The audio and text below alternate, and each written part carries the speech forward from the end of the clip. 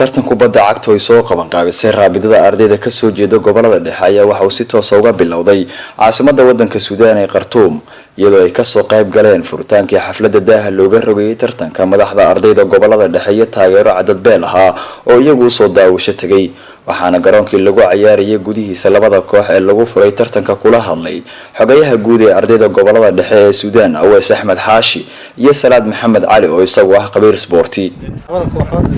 iyo gudiga maxaa la yiraahdaa barnaamijka qabanqaabada anagoo ah waxaan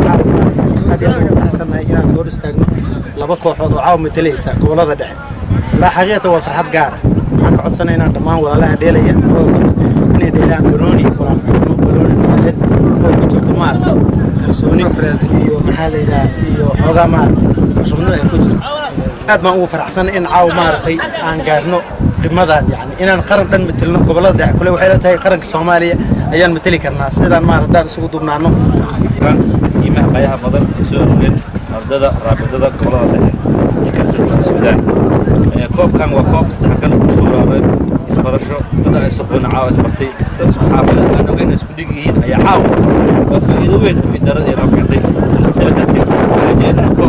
koob nabadeed waxaana kulankii koobaad ee bilaabashada nasiib u helay in lagu bilaabo labada kooxood ee kala ah Matabaan iyo Cadaado oo labada dhinac ay ka muuqatay dhiifoonaan iyo hami ah in midba kale ay ka qaadato 3 dhibcood qaybtii hore ciyaarta ayaa waxa ku gacan sareeyay xidigaha matalaya Cadaado oo iyagu ku horkacayay 3 gool iyo gool balse qaybtii labaad ayaa weeraryahanada Matabaan waxay soo barbareeyeen kooxda Cadaado waxaana lagu kala saaray gool kulaad iyadoo ay guusha ku raacday kooxdii matalaysa degmada Cadaado waa kuwan qaar kamid ah xidigihii matalaya Cadaado oo la hadlay Kalsan TV kadib guushoodii علينا دور القادم عاو عيارت آدي آدي وادكاد إنكستو كبدا عن اللهان إن هذيك العربة صوب النجان وأنا بدلان البعض آدي آدي ومحسنتين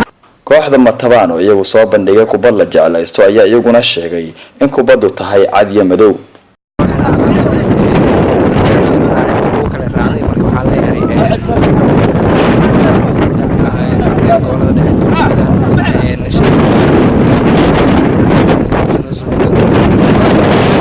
ardayda ka soo jeeda gobolada dhexe ee Sudan wax ka barta ayaa iyagu ah kuwa markasta ka shaqeeya isdhexgalka ardayda iyo sare u qaadida sumcaddooda Maxamed Ciise Koonaa Kalsan TV Khartoum Sudan